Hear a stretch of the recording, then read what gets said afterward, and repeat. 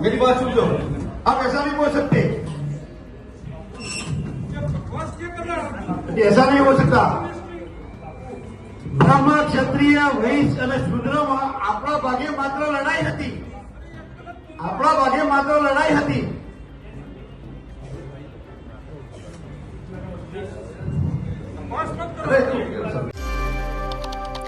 આપણી સાથે અત્યારે જયરાજસિંહ પરમાર જોડાયા છે। જયરાજસિંહ બાપુ પાસેથી જાણીએ, કારણ કે ક્ષત્રિય સમાજની અંદર એવી હવે એક ચર્ચા છે કે પુરુષોત્તમ રૂપાલા પછી જો કોઈ ભારતીય જનતા પાર્ટીના નેતાએ ક્ષત્રિય સમાજ માટે કંઈ બોલ્યું હોય તો એ જયરાજસિંહ પરમાર છે। જયરાજસિંહ પરમાર પાસેથી જ જાણીએ કે બાપુ શું છે આ આખી ઘટના, શું ઘટી હતી અને ગઈકાલે શું થયું હતું?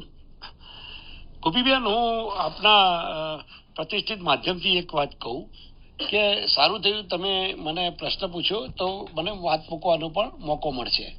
સૌથી હું આપના માધ્યમથી કહું કે માણસા કોલેજની અંદર એક ક્ષત્રિય સમાજના વિષય ઉપર પીએચડી કરતા વિદ્યાર્થીઓ અને સર્ટિફિકેટ કોર્સ માટેનો આ કાર્યક્રમ હતો।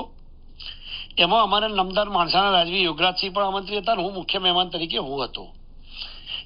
ત્યાં જે પ્રવચન બધાએ પ્રવચન કર્યા છે, પહેલા હું આપના માધ્યમની શરૂઆતમાં સ્પષ્ટતા કરી દઉં કે આખા વિડીયોમાં એક જ નાનો ટુકડો રજૂ કરીને મીડિયાને આપવામાં આવ્યો છે। ક્યાંથી આપવામાં આવ્યો છે, કોને ઉતાર્યો છે એ પણ મને ખબર છે, પણ રાજકારણમાં રાજનીતિમાં આવ્યા પછી હું જાણું છું કે જેને જે કહેવું તે, હું તો પાછું જાહેર જીવનમાં 30 વર્ષથી છું, મીડિયામાં પણ છેલ્લા 20 વર્ષથી છું, એટલે જાહેર ઔચિત્ય, જાહેરમાં શું બોલવું શું નહીં બોલવું એ મને બરાબર ખબર છે।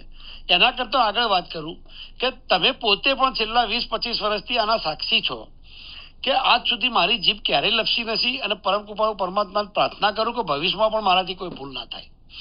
મેં ક્યારેય માફી માંગી નથી, કોઈ દિવસ દિલગીરી વ્યક્ત કરી નથી, અને એના પાછળ એ કે મારી એવું કોઈ વર્તણૂક કે મારી વાણી એવી હોતી જ નથી। હા, મારી વાણી આકરી હોઈ શકે, ક્યાંક મુદ્દા આધારિત આકરા તીખા શબ્દો હોઈ શકે, પણ ક્યાંય કોઈ દુઃખી થાય એવું મારી ક્યારેય વાત હોતી નથી। પણ એની અંદર તો મુદ્દાની વાત કરું। હા જી, તમે એની અંદર તો વર્ણ વ્યવસ્થાની વાત કરી રહ્યા હતા। યસ, તમે સારું કર્યું, આ મુદ્દો મારે છૂટી જાત। મેં આખા મુદ્દા ઉપર વિદ્યાર્થીઓને સમજાવવાનું હતું, અને હું રાષ્ટ્રના હિતમાં ક્ષત્રિય સમાજને સિદ્ધિ મળે, પ્રસિદ્ધિ મળે એવી વાત કરવાની શરૂઆત કરી મેં કે 5000 વર્ષનો ઇતિહાસ છે। એ સતયુગમાં રાજા હરિશ્ચંદ્ર અને તારામતી એ પણ ક્ષત્રિય સમાજનો ઇતિહાસ છે। એના પછી ત્રેતાયુગમાં રામ સીતાનો, રાજા દશરથનો એ પણ ક્ષત્રિય સમાજનો ઇતિહાસ છે। દ્વાપર યુગની અંદર ભગવાન કૃષ્ણ, કંસ કે શકુની પણ ઇતિહાસ, કૌરવો કે પાંડવો પણ ક્ષત્રિય સમાજનો લખાયો છે, અને અત્યારે પણ। એટલે આ વાત કરી શરૂઆત કરી, પણ છતાંય આપણે આટલા શક્તિશાળી લોકો હતા, આપણી સંસ્કૃતિ આટલી બધી હતી, તો આપણો દેશ ગુલામ કેમ બન્યો? આ મુદ્દો આ હતો। અને વાત એ હતી કે આપણા દેશ ઉપર શકોએ રાજ કર્યું, હુણોએ કર્યું છે, કુશાણોએ કર્યું છે, ફિરંગીઓએ કર્યું છે, પારસીઓએ કર્યું છે, મોગલો આવ્યા, અંગ્રેજો પણ આવ્યા। આટલા બધા બહારથી જે આતતાઈઓ આવ્યા, આક્રમણખોરો, તો આપણા અહીંયા આવી અને એમને રાજ કર્યું છે, આ ઇતિહાસમાં પાને દર્જ છે। તો આપણી એવી કઈ કમજોરીઓ હતી, આપણી એટલે ક્ષત્રિય સમાજની નહીં, સામાન્ય જનરલ સમાજની, કે એવી કઈ ક્ષતિઓ હતી કે જેના કારણે આપણે બહારથી પરદેશી આક્રમણખોરો આપણા ઉપર રાજ કરી ગયા। એટલે મેં એમને એમ કહ્યું કે વર્ણ વ્યવસ્થા હતી બ્રહ્મ, ક્ષત્રિય, વૈશ્ય અને શૂદ્ર। બ્રાહ્મણો પાસે નોલેજ પાવર એટલે એમને જ્ઞાનની સત્તા હતી, એટલે જ્ઞાન એમને વેચવાની, બાળકોને ભણાવવાના, એ વખતે રાજકુમારોથી લઈ અને ગુરુકુળો ખોલવાના, અને ક્રિયાકાંડ કર્મકાંડથી બધી વસ્તુઓ બ્રાહ્મણોએ કરવી।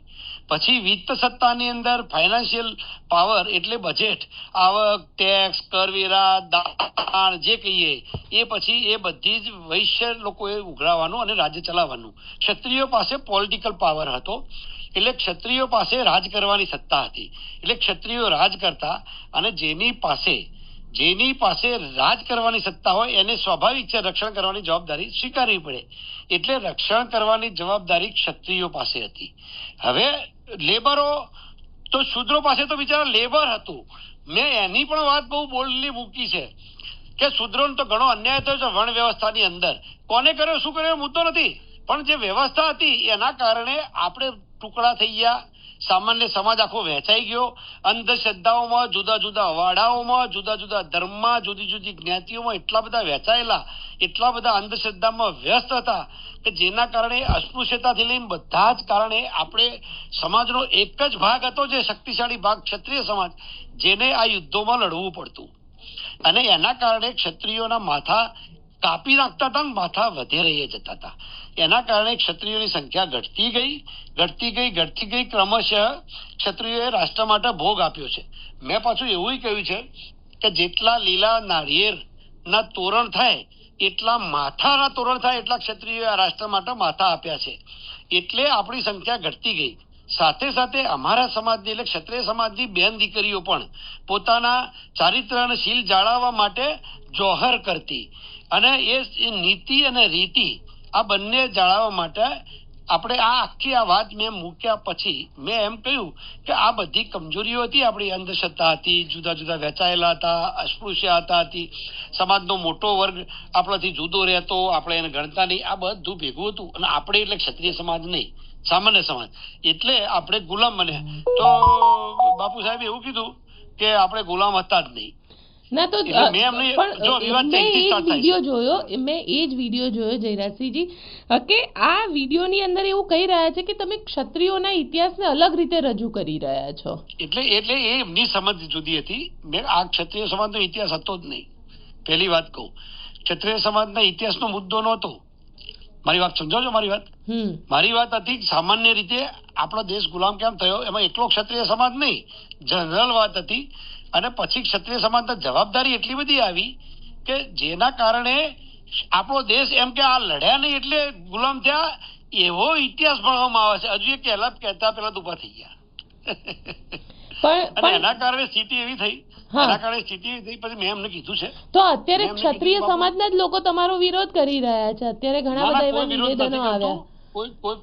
કોઈ નિવેદન નહીં, કોંગ્રેસના કોઈ લોકો કરતા હોય તો મને ખબર નથી, પણ ક્ષત્રિય સમાજમાં વિરોધ એટલા માટે ના હોઈ શકે કે ક્ષત્રિય સમાજની ફેવર વાળી જ મેં વાત કરી છે. મારી વાત આમ સમજ્યા? એટલે મારી વાત એટલી જ કહેવી છે કે ક્ષત્રિય સમાજનો તો માથા આપવાનો ઇતિહાસ છે એમ. એટલે સંખ્યા ઘટતી ગઈ, માર્જિનલાઇઝ થઈ ગયા. એટલે હારે એમાં એકલો ક્ષત્રિય સમાજ જવાબદાર નથી. હું જગ્યાએ બહારથી પરદેશીઓના ધાડા આયા, હું એ કહેવા માંગતો હતો પણ પેલા સાંભળ્યું નહીં કે એકલા ક્ષત્રિય સમાજને જવાબદાર ગણવામાં આવે છે, એવું નથી. આપણે કુરિવાજોમાં, અંધશ્રદ્ધામાં બાકીના બધા સમાજ યુદ્ધથી વંચિત રહેતો. એટલે યુદ્ધો માત્ર ક્ષત્રિય સમાજ જ કરતા, અને એના કારણે બધી જવાબદારી ક્ષત્રિય સમાજના માથે આવી હતી. એમ આ મુદ્દો હતો. ક્ષત્રિય સમાજને જો અપમાન જેવું લાગશે તો માફી માંગશો? કોઈ અપમાન છે જ નહીં આમાં. હું કહું, બહુ સ્પષ્ટતા સાથે કહું કે આમાં ક્યાંય કોઈ ક્ષત્રિય સમાજનું તો ગૌરવ છે. આમાં તો ક્ષત્રિય સમાજનું ગૌરવ લેવાનો મુદ્દો છે કે ભાઈ આપણે ભલે ખપી ગયા, ભલે સંખ્યામાં ઓછા થઈ ગયા, પણ રાષ્ટ્ર માટે ખપી ગયા છીએ ને. તો તમારી માણસાના જે મહારાજા સાહેબ છે તેમની સાથે વાત થઈ એ પછી ફરીથી? હા, એમનો મને સવારે ફોન આવ્યો તો બાપુ આપણે તો આવું કઈ હતું નહીં, આવું કેમ ચાલે છે? હું કહું, મારા મનમાં કશું નથી, આપણે તો આવો મુદ્દો નહોતો, તો મીડિયામાં કેમ ચાલે છે? એટલે બાપુ સાહેબે એમ કીધું કે આવું તો કઈ છે નહીં, આવું કેવી રીતે ચાલે છે? મેં કીધું એ તો આપને ખબર, મને શું ખબર પડે? એટલે એમ કીધું હું નથી જાણતો, તમે એમનું કોટ લેવું લઈ શકો છો.